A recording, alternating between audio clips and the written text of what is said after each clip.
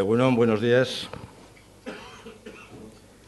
Quiero, en primer lugar, agradecer la oportunidad que me brinda esta tribuna para decir en voz alta algunas reflexiones en momentos ciertamente convulsos, tanto desde el punto de vista económico como del que ocasionan las urgencias electorales y que nos llevan a unos escenarios en los que se lanzan a la opinión pública demasiados botes de humo para desviar la atención y a menudo para eludir responsabilidades por parte de muchos responsables institucionales. Les pido disculpas por anticipado si entienden que en alguno de los temas que voy a intentar desarrollar soy demasiado breve y concentrado.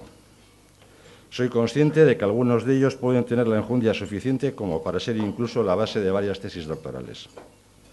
A pesar de la lógica limitación temporal de este acto, voy a intentar hacer una reflexión lo más sincera y práctica posible sobre la estructura institucional en la Comunidad Autónoma Vasca, sobre las políticas tributarias y la lucha contra el fraude fiscal, la situación de los incentivos fiscales a la inversión, el estado de la recaudación y las previsiones presupuestarias, así como una serie de propuestas en estas materias.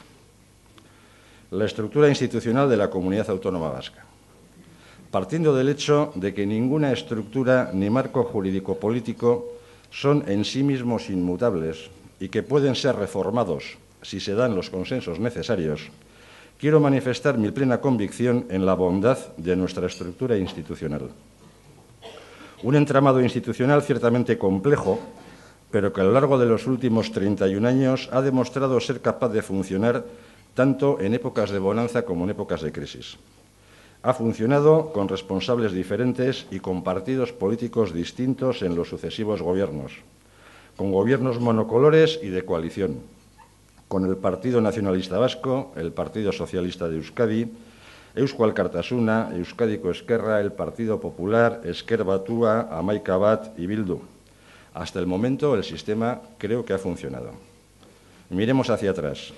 ¿Dónde y cómo estaba este país el año 1980 y dónde y cómo estamos ahora? Mientras otros están al borde de la ruina económica y presupuestaria, que lleva incluso a plantear la viabilidad económica del Estado de las autonomías y las consecuencias del café para todos, aquí podemos presentar una tarjeta de visita bastante diferente. Por eso, no entiendo la obsesión en plantear un cambio en la estructura institucional con planteamientos y propuestas para intentar entrar en este debate por la puerta falsa. El proyecto, de momento misteriosamente cambiante, de la ley municipal, la pretensión de residenciar en el Parlamento Vasco tanto la decisión de las políticas tributarias como de marcar los planes de lucha contra el fraude fiscal no son más que un intento por parte de sus proponentes de echar botes de humo para eludir el debate sobre lo que les corresponde y por lo que se les puede y debe exigir responsabilidades. La exigencia de responsabilidades que un país debe hacer a su gobierno. Si el sistema ha funcionado, si la gestión pública ha sido razonablemente buena, si los resultados están ahí, ¿a qué se debe la obsesión en poner patas arriba aquello que ha demostrado su eficacia? La verdad es que solo se me ocurre que se pueda deber a intentar esconder los resultados del fracaso electoral del Partido Socialista el pasado mes de mayo. En Vizcaya, les recuerdo, son la tercera fuerza política y de 112 municipios, solo 3 tienen la alcaldía ocupada por un socialista. Repito lo que decía al principio. Ningún marco jurídico político es inmutable y puede ser modificado si se dan los consensos necesarios.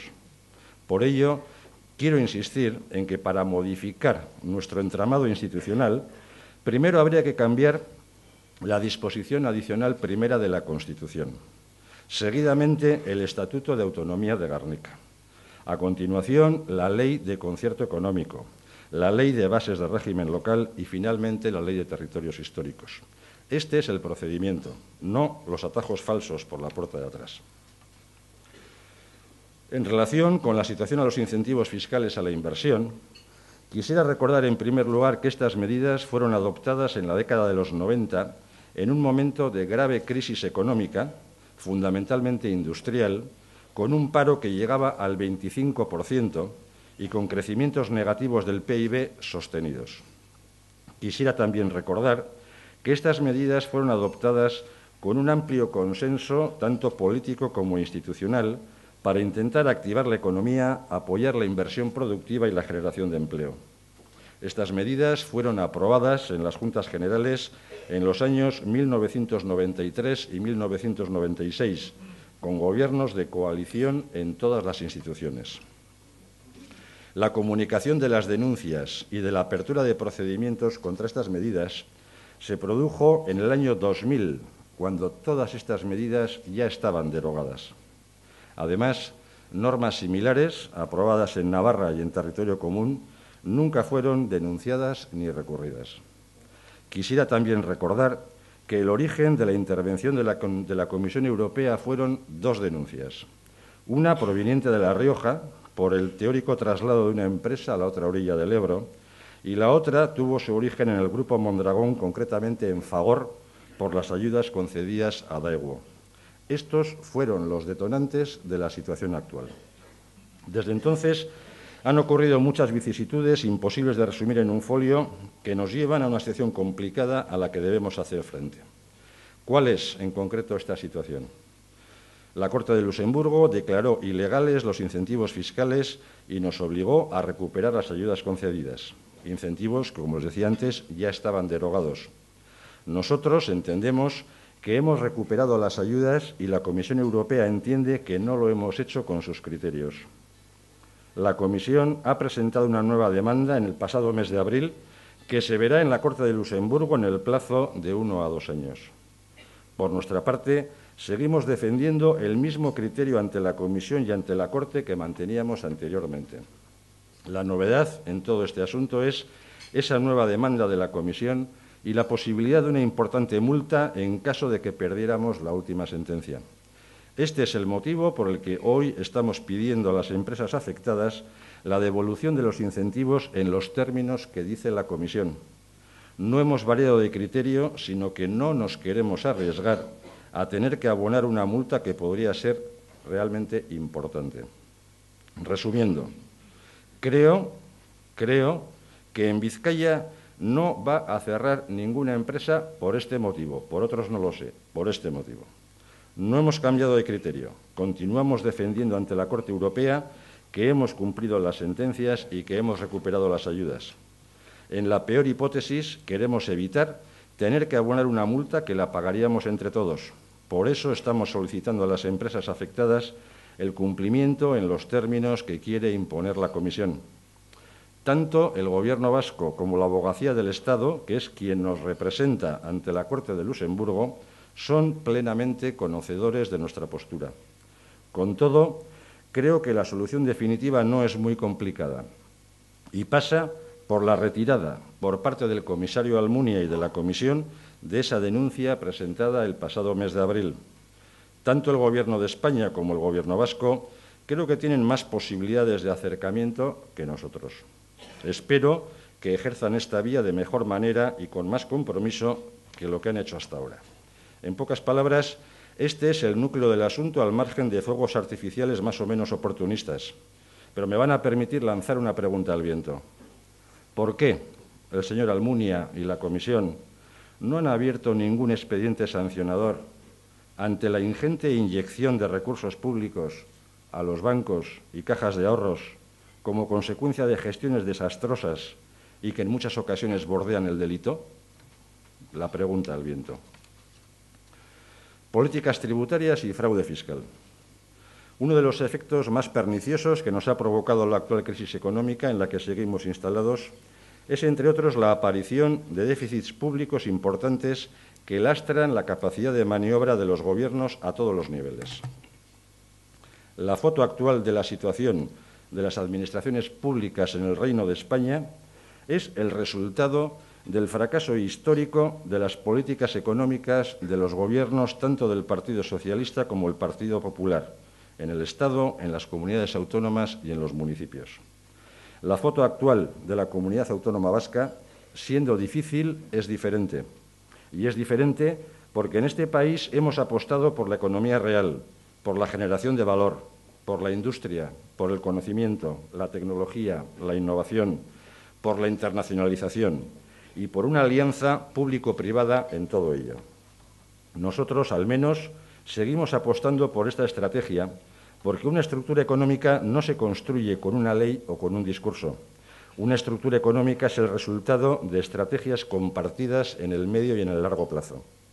En el Estado se han tomado en los últimos tiempos y con diferentes gobiernos una serie de decisiones que han tenido un efecto contradictorio y al final perverso tanto para la salud de las cuentas públicas como incluso para garantizar el estado del bienestar. Por un lado, la reducción de la presión fiscal ha sido una constante en los gobiernos tanto del Partido Popular como del Partido Socialista.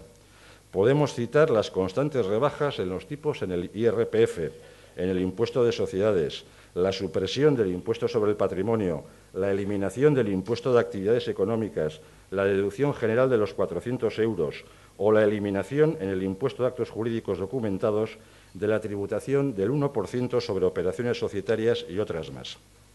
Permítanme un caso práctico para ilustrarlo. El año pasado, el BBVA hizo una ampliación de capital de 5.000 millones de euros. Dado que tiene en Bilbao su domicilio social y fiscal, ingresó entonces en la Hacienda Foral de Vizcaya directamente 50 millones de euros, el 1% de la operación.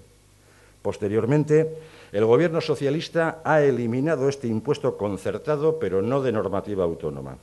Esta decisión supone que la banca y las grandes corporaciones dejan de tributar por este concepto. El perjuicio para la Hacienda Foral de Vizcaya y para toda la comunidad autónoma vasca es evidente. Ahora nos mandan mensajes desde la izquierda en el sentido de que quieren subir los impuestos a la banca y al gran capital. Yo creo que esto no hay quien lo entienda. Por otro lado, se han aprobado normativas en el ámbito del gasto social garantizando determinados derechos sin tener en cuenta la memoria económica necesaria. Algo tan obvio como eso de esto cuánto vale y quién lo paga, sencillamente no ha sido tenido en cuenta. La ley de dependencia y las leyes vascas de servicios sociales también son un ejemplo de ello. En el caso del Estado y de muchas comunidades autónomas, todo esto se agrava con la ejecución de infraestructuras públicas sin más rentabilidad que una foto ante una campaña electoral. Ejemplos como los aeropuertos en Huesca, Castellón, Ciudad Real, autopistas gratis de ningún sitio a ninguna parte, planes exposiciones universales y muchas más. Si unimos todo ello, la foto es escalofriante. Bajada de la presión fiscal, caída de la actividad económica, aumento del gasto público y déficit descontrolado. Esta es la foto que, a pesar de las diferencias, tanto está perjudicando a nuestro país, a Euskadi. La marca España nos sigue perjudicando. Con esta situación, las políticas tributarias están en el foco de debates que, aun siendo necesarios, adolecen de precipitación y de urgencias electorales. Se hace necesario recordar una vez más que la caída de la recaudación que hemos sufrido ha sido fundamentalmente consecuencia de la brutal caída de la actividad económica y no de una disminución en este último corto plazo de los tipos impositivos. Para volver a sendas de crecimiento en los ingresos públicos, la clave está en el aumento de la actividad económica. Si esto no se produce, una mera subida nominal de los tipos impositivos puede ser un buen argumento mediático ante las urgencias electorales, pero en el medio plazo puede que no acarree un aumento de los ingresos, sino una disminución de los mismos. Si todo ello, la subida no se hace con rigor y con inteligencia. Una obviedad que a veces tampoco se tiene en cuenta. El 10% de 100 es 10, el 12% de 80 es 9,6. Un incremento del 20% en los tipos puede suponer una menor recaudación si se reduce la base. El resultado puede ser un empobrecimiento real. Dicho lo anterior, quiero transmitirles que, en mi modesta opinión, los ejes que deben presidir nuestra política fiscal son los siguientes: seriedad y rigor, equidad y progresividad del sistema tributario, uso inteligente del concierto económico, la política fiscal como instrumento de política económica y un compromiso firme y real contra el fraude fiscal. Seriedad y rigor.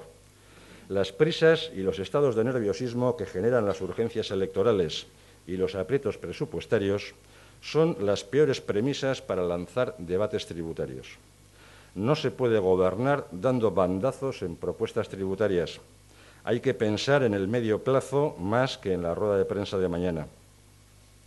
Las personas, las empresas y los agentes económicos reclaman a los responsables institucionales marcos estables en los que tomar sus decisiones. No se puede estar lanzando todos los días globos sonda de cambio en la fiscalidad en función de necesidades electoralistas o para intentar conseguir un liderazgo que la sociedad no reconoce. Basta recordar que las bajadas de tipos impositivos se hicieron con un argumento también, que bajar de impuestos entonces era de izquierdas. Ahora los mismos dicen lo contrario. Progresividad. La recaudación de tributos debe tener un doble fin. Por un lado, financiar las políticas públicas y, por otro, ejercer una función de redistribución de rentas para que nuestra sociedad sea cada vez más cohesionada. Por ello, estamos plenamente convencidos de que quien más tiene y más gana debe pagar proporcionalmente más impuestos. Nuestra estructura actual del impuesto sobre la renta hoy es más progresiva que la existente en el Estado. Y esto no es óbice para que estemos dispuestos a avanzar en una mayor equidad fiscal, pero con seriedad y rigor, sin demagogias. Uso inteligente del concierto económico. Somos conscientes de la capacidad que nos da el concierto económico para establecer políticas tributarias propias que en algunos casos son diferentes a las del Estado y que se han visto además reforzadas por la sentencia de la Corte de Luxemburgo sobre el impuesto de sociedades y con el blindaje del concierto económico. Pero de la misma forma, somos conscientes de que existiendo una frontera fiscal, también existe la posibilidad real del movimiento de domicilios fiscales tanto de personas como de empresas. Antes de plantear o poner en marcha una medida tributaria concreta, estoy convencido de que debemos actuar con la inteligencia suficiente para evitar deslocalizaciones de domicilios fiscales. Porque, junto a la teoría y al concepto, la Diputación Foral de Vizcaya mira a la caja, a la recaudación. Hoy por hoy, no somos un Estado independiente ni una isla dentro del Reino de España. Las decisiones que toman nuestros vecinos nos afectan siempre. Por eso, apelo al uso inteligente de las capacidades del concierto para poder obtener los mejores resultados como territorio y como país. Y la política fiscal como instrumento de política económica. Desgraciadamente, a estas alturas de la vida, todavía es preciso seguir recordando que, además de fuente de financiación de las políticas públicas y de redistribución de rentas, las políticas tributarias deben tener el objetivo de favorecer la actividad económica, de crear marcos y entornos atractivos para favorecer la inversión, la creación de puestos de trabajo, la generación de valor de nuestro sistema económico y la competitividad de nuestras empresas. Las empresas compiten, pero también lo hacen los territorios y los países, no lo olvidemos.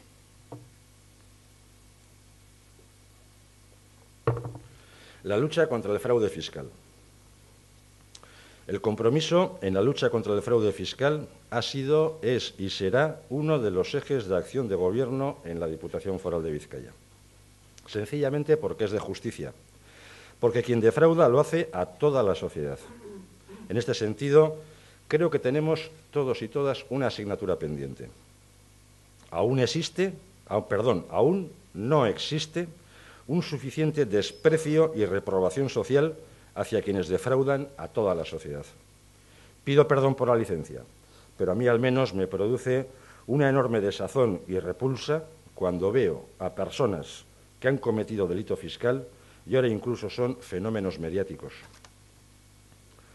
Tras las elecciones del pasado mes de mayo, a la vista de los resultados obtenidos y ante la inmediatez de las elecciones generales, desde la candidatura a la presidencia del Gobierno del Partido Socialista Obrero Español y desde el propio Lehendakari y secretario general del Partido Socialista de Euskadi, se ha lanzado un debate mediático sobre el fraude fiscal, llegando incluso a cuantificarlo.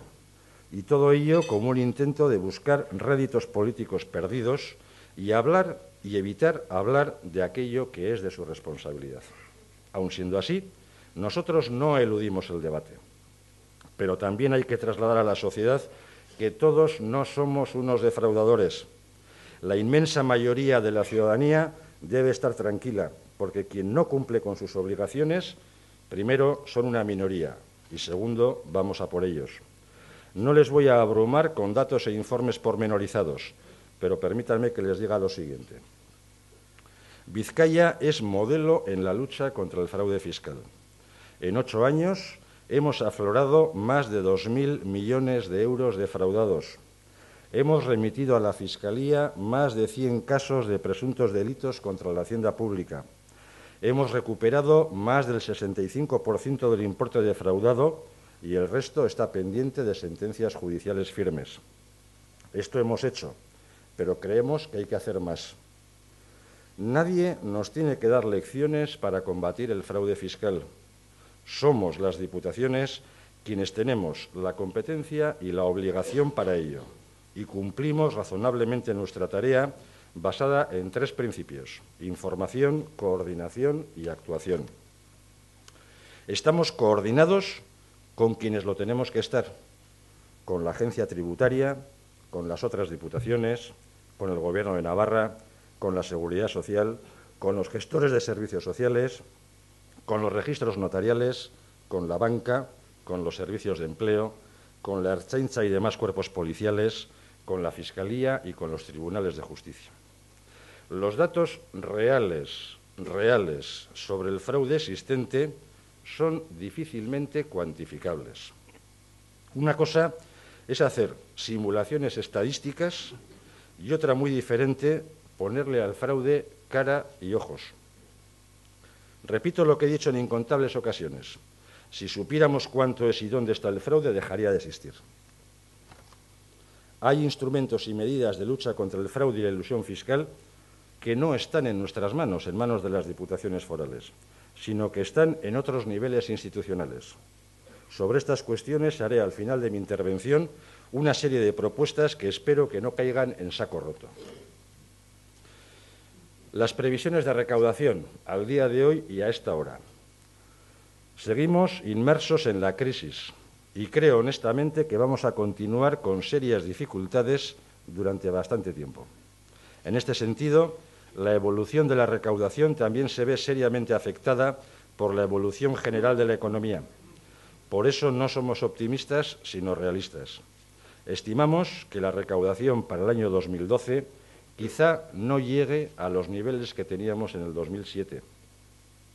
A pesar de que he repetido en muchas ocasiones que hoy somos más pobres que ayer, este es un mensaje que, por desgracia, todavía no está totalmente interiorizado social e institucionalmente. Permítanme unos datos. La previsión conjunta de recaudación de las 3 haciendas forales para este ejercicio 2011, la que teníamos, ascendía a unos 12.500 millones de euros. La previsión conjunta que hemos acordado, creo que ayer por la tarde, José Mari, fue la última reunión, asciende a 11.835. Esto supone una ejecución del presupuesto de ingresos del 94,7%, aunque en el caso de Vizcaya pueda ser algo superior, en torno al 95,1%. Sobre esta base de cierre, la previsión de ingresos para el 2012 es de un incremento del 2,9% sobre el cierre del 2011. Pero esto supone una disminución del 2,6% sobre el presupuesto de ingresos de este año.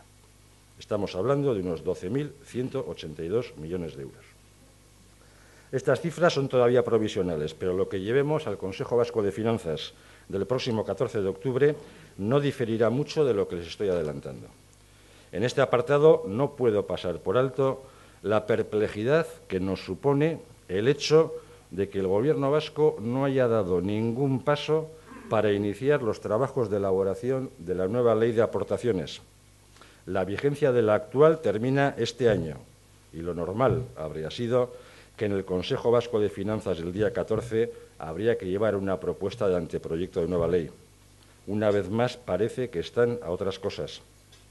Con este panorama nada halagüeño, es lógico que las tensiones en todas las administraciones públicas para cuadrar los presupuestos sean cada día más fuertes.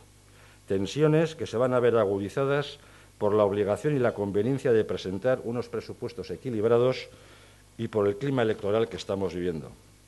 La dificultad, cuando no imposibilidad de continuar con las mismas políticas públicas de gasto que hasta ahora, unida a las urgencias y agobios electorales, lleva a muchos responsables políticos e institucionales a lanzar debates en los que se mezclan demasiadas cuestiones como para poder hacer en este momento un diagnóstico compartido y poder llegar a los consensos necesarios.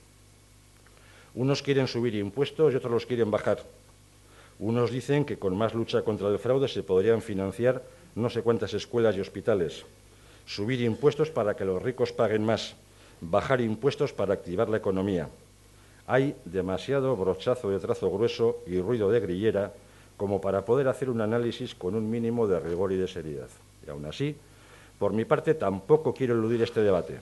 Y les voy a comentar a continuación una serie de medidas que pueden ponerse en marcha con el fin de avanzar en la equidad y progresividad del sistema impositivo, en la lucha contra el fraude fiscal, en la mejora de los ingresos públicos y en el sostenimiento de los servicios sociales.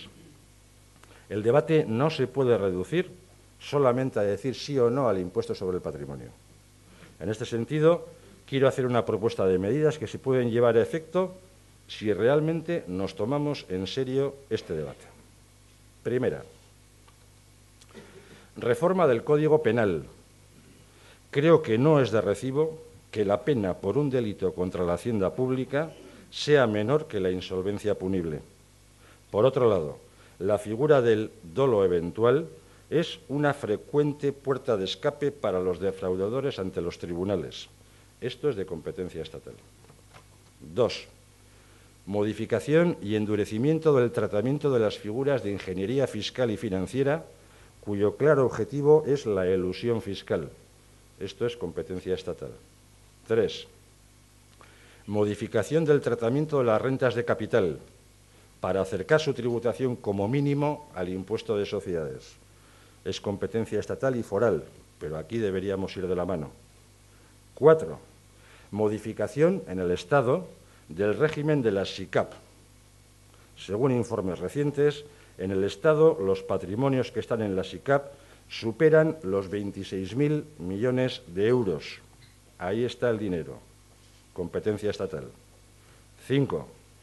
Modificación del tratamiento fiscal de las rentas de deportistas de élite y extranjeros. Se puede cuantificar lo que ingresan sencillamente siguiendo la prensa deportiva. Sean valientes, competencia estatal. No nos afecta, presidente, en el Atleti no hay extranjeros. 6. Actuación sobre los paraísos fiscales que están en la frontera del Reino de España, Gibraltar y Andorra. Sean valientes, sean valientes. Y en cuanto al sostenimiento de los servicios sociales, vuelvo a proponer, y lo vamos a llevar hacia adelante, la creación de un fondo para garantizar las coberturas individuales dedicadas o vinculadas al envejecimiento y la dependencia. Este fondo se nutriría con aportaciones nuevas de carácter finalista, de forma que en el futuro toda la ciudadanía tenga la garantía de ser atendida desde el ámbito público en caso de necesitarlo. La gestión estaría encomendada a las instituciones vascas y su materialización podría ser a través de un recargo específico en el IRPF. Por último, quiero transmitirles que estamos trabajando ya en la Diputación Foral de Vizcaya para iniciar, junto con las otras 2 diputaciones forales, una reforma tributaria en el año 2012, con los criterios que les he desarrollado escuetamente en esta conferencia. Estamos dispuestos y nos hemos puesto ya manos a la obra en ello, estableciendo los consensos necesarios entre quienes somos competentes en la materia, teniendo siempre en cuenta lo que ocurre a nuestro alrededor, con rigor, con seriedad, con inteligencia y, a poder ser, con credibilidad. Gracias por su atención. Eskerrik asko.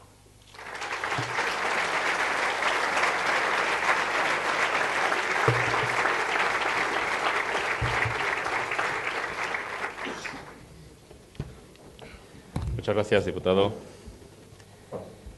Pasamos, si le parece, al coloquio. Cualquier coloquio que se precie tiene que empezar por cuestiones de actualidad, y aquí la cuestión de actualidad que, en principio, en primer lugar, le traslado es ese informe sobre las duplicidades entre administraciones que se ha dado a conocer a través de los medios de comunicación entre ayer por la tarde y hoy. La pregunta es obligada. ¿Qué opina del informe y si cree que las duplicidades son un problema o es un invento? Yo no conozco los contenidos del informe. Conozco lo que dijo el Lehendakari en el Pleno de Política General la semana pasada. Dijo textualmente: este informe está concluido, en los próximos días se remitirá al Parlamento, pero me gustaría, desde el respeto absoluto a la Cámara, solicitar un aplazamiento de su debate, porque considero que el escenario electoral que se abre en las próximas semanas, lejos de ayudar, puede enturbiarlo y debemos hacerlo en profundidad. Así que sugiero que, pasado el 20 de noviembre, convoquemos una ponencia parlamentaria, etcétera, etcétera, etcétera. Bueno, me decía un amigo a la mañana que, no, yo creo que está un poco malintencionado, pero que con la nota de prensa de ayer y parece que la presentación hoy de este informe sobre las supuestas duplicidades, que desde el Gobierno vasco estaban contraprogramando esta conferencia. He dicho, hombre, no creo que sea para tanto, ¿no? Pero hablando en serio, yo conocí ayer la nota de prensa que hizo pública el Gobierno y creo que es bastante preocupante. Primero, porque no cumplen lo que dijeron en el Pleno de Política General, pero sí me gustaría destacar una cuestión. Primera es que las Diputaciones de Álava y Vizcaya declinaron la invitación de participación en este proceso de chequeo y contraste. Esto no es cierto. Hay que ser un poquito riguroso. El pasado 22 de mayo fueron las elecciones municipales y forales. El día 24 de mayo, martes, 2 días después, a mí me llega una carta del secretario de la Presidencia del Gobierno vasco diciéndome que el pasado 3 de febrero el Parlamento aprobó una resolución instando al Gobierno a que en un plazo de 6 meses elaborara un informe. El día 24 me dice que nombre un coordinador en la Diputación y que informe a todos los diputados forales porque un consultor va a venir a hacer el trabajo de campo. Yo lo que le dije es bien, pero anteayer hubo elecciones, estamos en funciones, habrá que esperar a que las Juntas Generales se constituyan, que se elija un nuevo diputado, que se forme un nuevo Gobierno y entonces hablaremos. Estamos en funciones. De esas urgencias tras las elecciones de mayo, pues ahora se dice que la Diputación Foral de Vizcaya al menos no ha colaborado. Yo hablo por la Diputación Foral de Vizcaya. Y en ese informe hay cosas que son un poco, la verdad, que chuscas. O sea, hablar de duplicidades diciendo que hay 3 aeropuertos en la comunidad autónoma. Tengo el info, está aquí. Pues sí, hay 3 aeropuertos. O que en el ámbito del transporte hay un problema de duplicidades, porque está el funicular de la Reineta, que lo gestiona el Gobierno vasco, y el funicular de Archanda, que lo gestiona el Ayuntamiento de Bilbao. Pues bien. O decir, como se dice, que el Gobierno vasco no sabe cuántos policías locales hay en la comunidad autónoma. Bueno, pues pregunta. Digo yo, pregunta. Hay un apartado que no es nuevo y que yo creo que lo he dicho ya públicamente y se lo dije al propio Lehendakari en la reunión que mantuvimos el pasado mes de junio. Es cierto que en este momento hay muchos agentes públicos, parapúblicos y privados que están y estamos actuando y hemos estado actuando en materias de políticas activas de empleo. Lo que yo le transmitía al Lehendakari es, desde el 1 de enero de este año están transferidas a la comunidad autónoma, gracias al trabajo del Partido Nacionalista Vasco, las políticas activas de empleo con una importante dotación presupuestaria. Eso era en julio. En octubre todavía la Lanbide no ha echado a andar. Pero bueno, le dije. Y hoy a la tarde, por cierto, va a haber una reunión en la que va a estar el diputado de Promoción Económica con la consejera del ramo, donde vamos a volver a poner encima de la mesa. Vamos a poner todo lo que se está haciendo desde el ámbito del Gobierno vasco, de las diputaciones, de los ayuntamientos, todos los instrumentos que hay en materia de políticas activas de empleo. Vamos a poner todo en la mesa y vamos a trabajar conjuntamente. Y que haya una actuación única a nivel de comunidad autónoma para el primer problema que creo que tiene este país, que es el empleo. Vamos a hacerlo. Están los instrumentos. Aprovechemos los recursos que tenemos. Por ejemplo, no le veo ningún sentido a hacer una ampliación de plantilla de Lanbide de no sé cuántos cientos de personas pretendiendo cubrir un servicio de 12 horas al día cuando tenemos ya personas pues, en organismos hoy existentes y podríamos optimizar realmente esos servicios personales. Yo creo que esa oferta y esa propuesta de vamos a remangarnos en materia de políticas activas de empleo no solamente está dicho de palabra, están presentados los documentos y casualmente hoy a la tarde el diputado de Promoción Económica lo va a volver a presentar. Yo creo que ahí tenemos un recorrido para ponernos de acuerdo, pero sin otras connotaciones que suenan un poco a broma, ¿no? Cambiando de tema, pero por seguir con la actualidad, le preguntan, ya que la Diputación Foral ha recurrido a la ley de cajas y hay quien piensa, entre ellos el Gobierno vasco, piensa o asegura que ello podía paralizar la fusión de las cajas.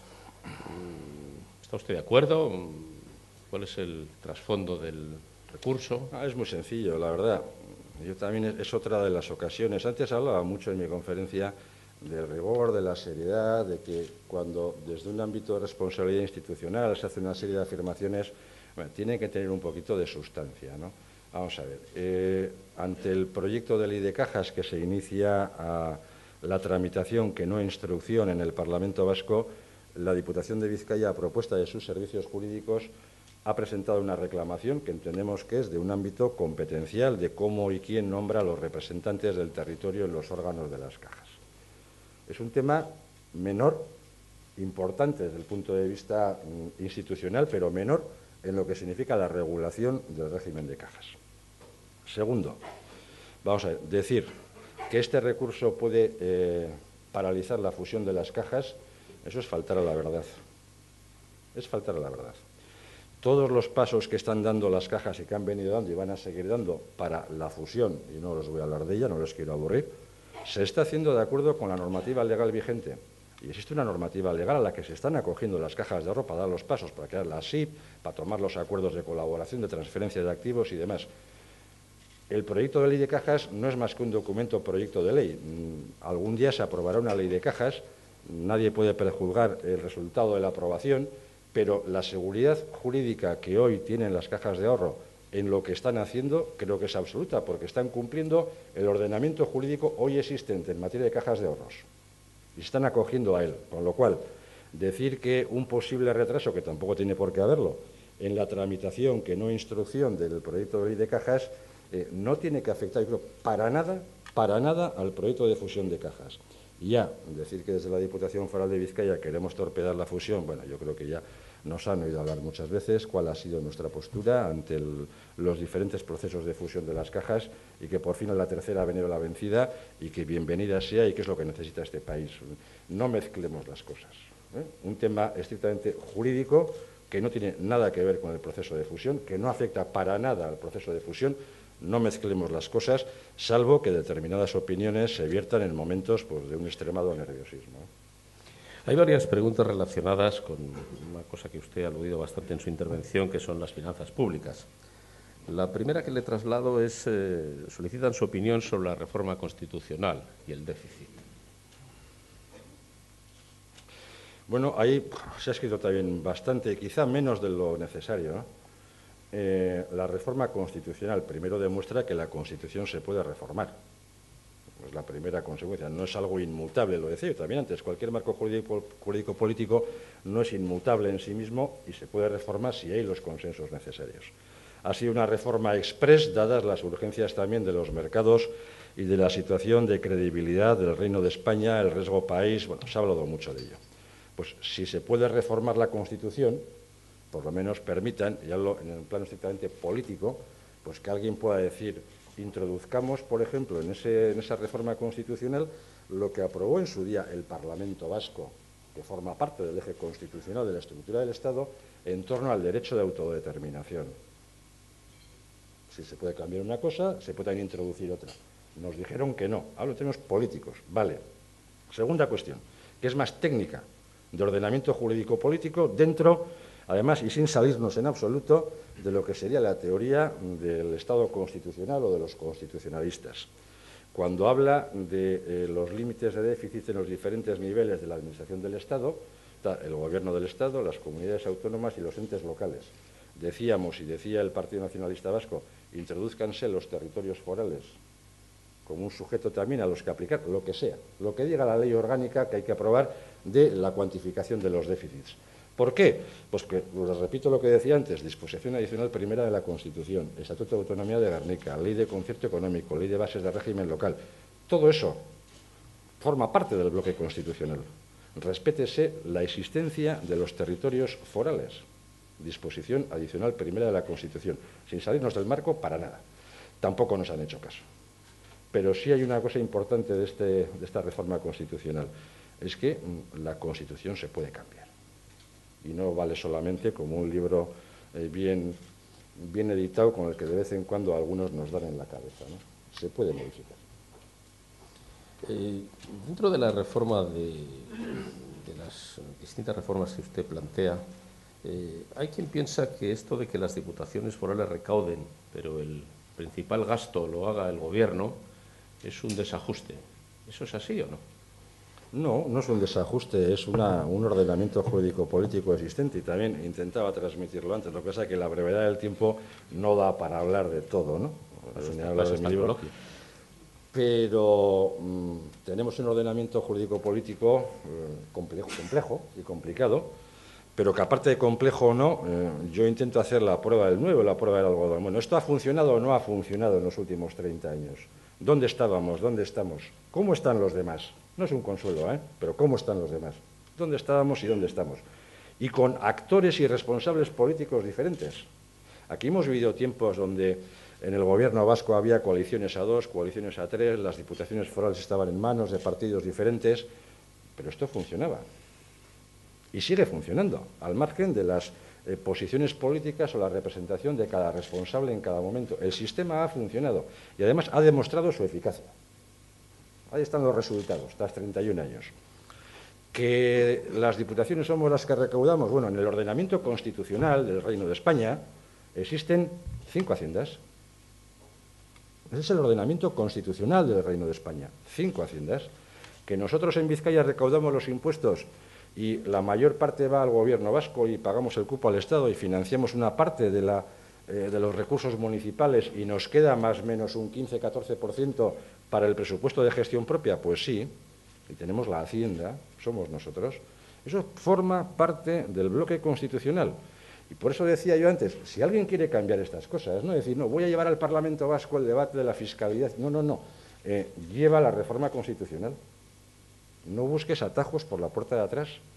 Si hay que cambiar el sistema, cambiémoslo, pero hay que cambiarlo comilfo, de arriba abajo, porque lo demás no vale. No sé si me he explicado. Sí, yo creo que sí.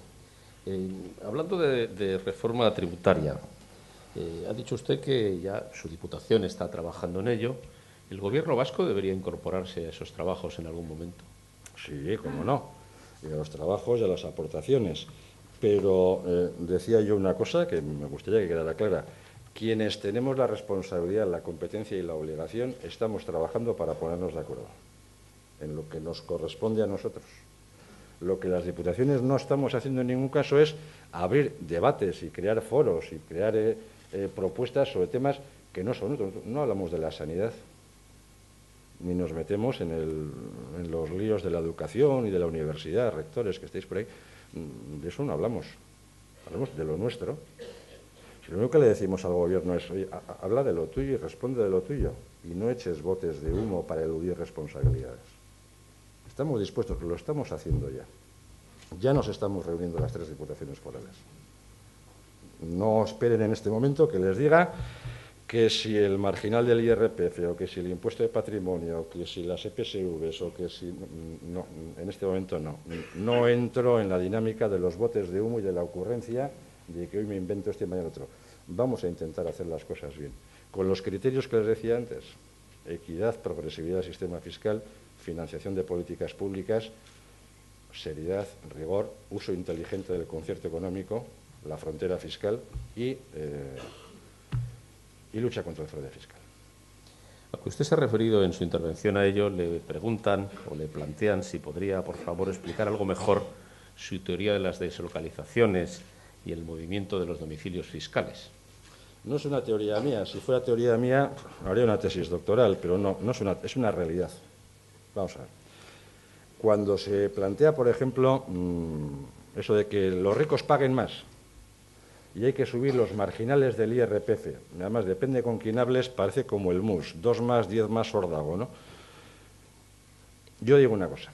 Hoy tenemos un régimen tarifario en el IRPF donde el tipo marginal máximo en Vizcaya es el 45%, superior al del Estado.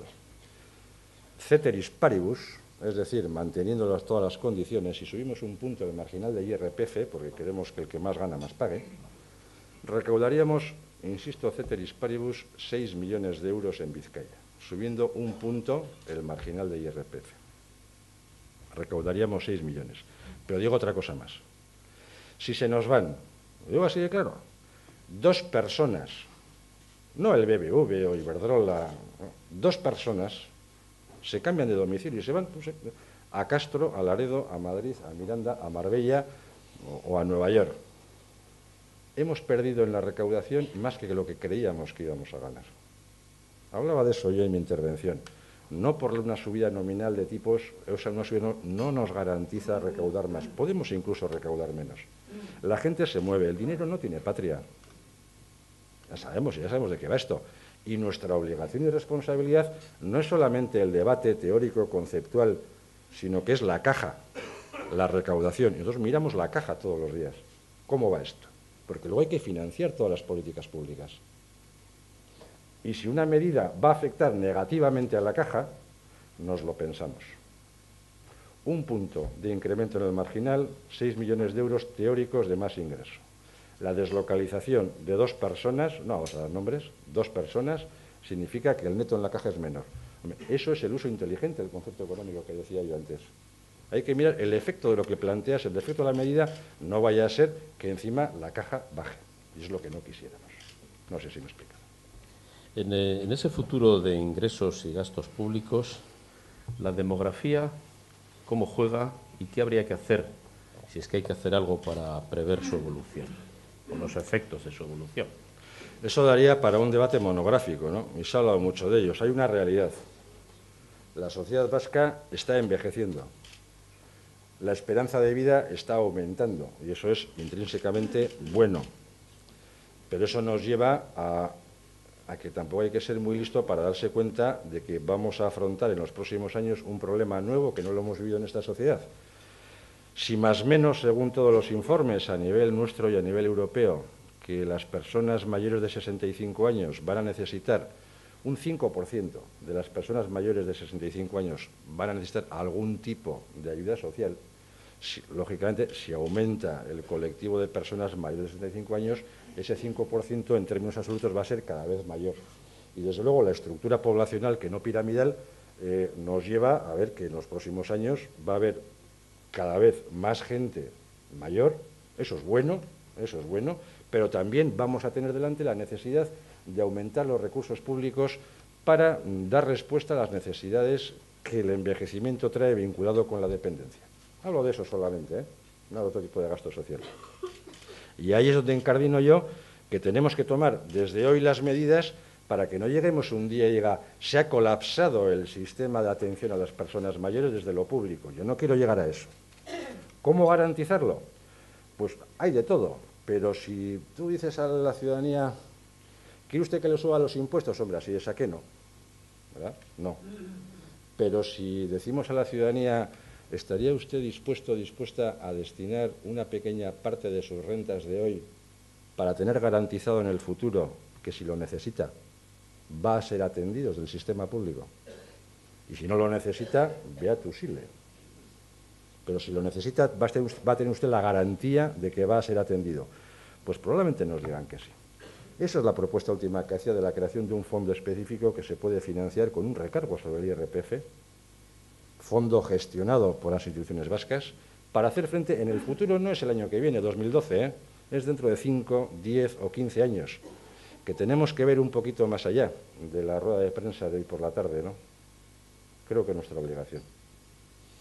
Aunque en su intervención ha dicho usted que los tiempos no van a ser fáciles, le preguntan algo más concreto, el futuro cercano de la economía vizcaína, delicado, optimista, inquietante. Pues complicado.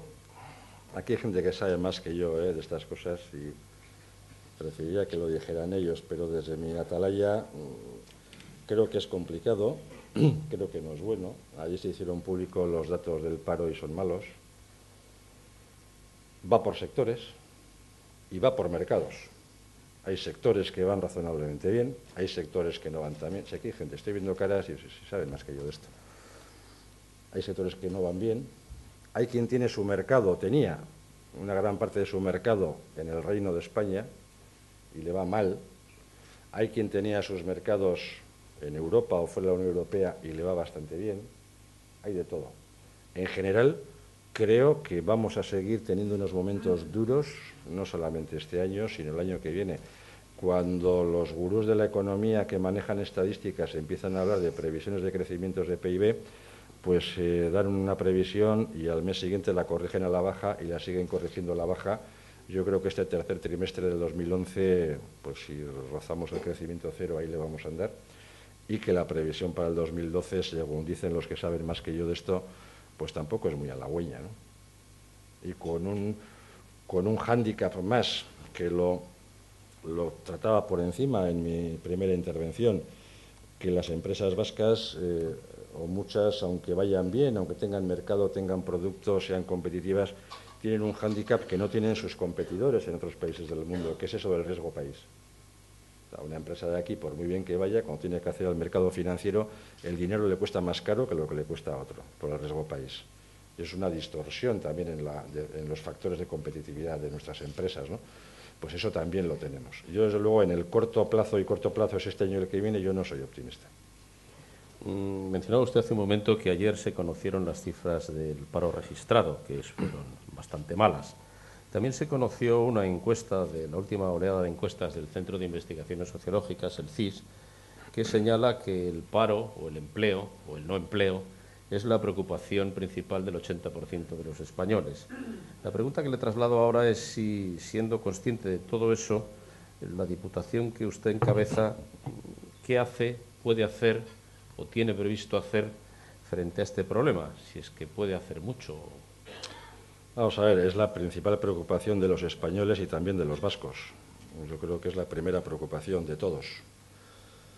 Es también verdad que las cifras de desempleo en la comunidad autónoma no llegan a los límites del Estado, pero son preocupantes y graves.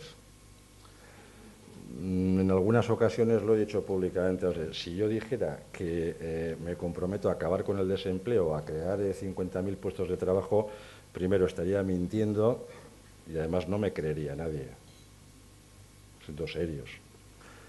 Creo que se están haciendo también estos días planteamientos. Yo veía las televisiones este fin de semana, que eran ya de campaña electoral, y me llamó la atención, permítanme la licencia, una propuesta del candidato del Partido Popular, el señor Rajoy. Decía, voy a subvencionar con 3.000 euros a los emprendedores que contraten autónomos, que contraten a una persona y demás. Oye, me parece una buena medida, pero nosotros estamos haciendo lo que podemos, en el ámbito que podemos, pero sembrando para ver si podemos seguir recogiendo después. Hoy en día tenemos en vigor aquí en Vizcaya, y promovido por la Diputación, pues un programa de apoyo al autoempleo y a los emprendedores, donde al emprendedor que crea una empresa le damos 4.000 euros. Si es mujer o persona en riesgo de exclusión social, son 5.000, es una medida de discriminación positiva. Y si además esa persona contrata a otra, son otros 4.000. Y si además esa otra es mujer o persona en riesgo de exclusión, son 5.000. Ya lo estamos haciendo y más. Les tengo aquí el dato. En el año 2010 hemos tramitado en este programa 580 expedientes y hasta la fecha, en el 2011, 230. Lo estamos haciendo. 2. Apoyo financiero a los autónomos. Tenemos abierta una línea de subvención de hasta 4 puntos de interés sobre los préstamos para pequeñas inversiones que pueden hacer los autónomos. La previsión que manejamos para el cierre del 2011 son de 350 adjudicaciones. 3. Estamos apoyando la contratación en prácticas como primer empleo de jóvenes recién titulados, tanto en formación profesional como en universidad. Son 6.000 euros de subvención a quien contrata a un joven en estas condiciones. Tenemos hasta la fecha realizados más de 510 contratos adjudicados al día de hoy. Y estamos apostando también por la recuperación y captación de talentos a través del programa de Vizcaya Sede.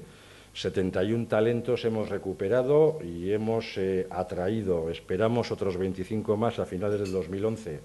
Y talentos pues en ámbitos de las biociencias, de las telecomunicaciones, de las TICs, de las tecnologías aeroespaciales, bueno, sectores punteros, innovadores, que tienen un factor y una posibilidad de desarrollo en este país. Estamos actuando ahí. Somos conscientes de que con esto no vale, o sea, que no vamos a arreglar el problema del desempleo solo con esto. El desempleo solo se arregla de una manera, aumentando la actividad económica. Pero con esto creemos que estamos apostando por sectores estratégicos, apostando por los jóvenes, apostando por el emprendizaje, apostando por lo que siempre decimos, sembrar hoy para recoger mañana. No es suficiente y, desde luego, de mi boca no oirán nunca decir que yo me encargo de acabar con el desempleo. No, eso estaría mintiendo y no me creería nadie, como decía antes, ¿no? Seguro que nos acompaña hoy mucha gente del Athletic, además de su presidente. Una de las personas, supongo, simpatizante del Athletic, le pregunta si la crisis va a hacer cambiar los criterios de ayuda y apoyo de la Diputación al Athletic. Pero ¿hay aquí alguien que no sea del Athletic? Bueno, si no pasa nada, nadie es perfecto. Vamos a ver, hoy no quisiera yo hablar de presupuestos. Es más, los diputados son testigos. Ayer en el Consejo de Gobierno comentábamos, no vamos a hablar del presupuesto 2012 hasta que no tengamos los números, o sea, no nos vamos a fustigar, ni a flagelar. Ese momento llegará la semana que viene, más o menos, cuando ya tengamos cerradas definitivamente todas las previsiones de ingresos, las ejecuciones de este año y demás, y ahí empezaremos a hablar de presupuestos. Eso es una parte de los presupuestos de la Diputación, pequeña, pero es una parte que está ahí, y me van a permitir que en el momento procesar lo oportuno. Tranquilidad. Muy bien, pues era la última pregunta que yo le trasladaba y quiero agradecer muy sinceramente de nuevo su presencia aquí, que haya ocupado esta nuestra tribuna, que es su tribuna siempre que quiera. A todos ustedes también agradecer su presencia, su asistencia a este acto y recordarles que nuestra próxima convocatoria será el próximo día 10 de octubre, en este mismo sitio y a esta misma hora, que nos acompañará como ponente Antonio Basagoiti, presidente del Partido Popular del País Vasco. Muchas gracias a todos y muy buenos días.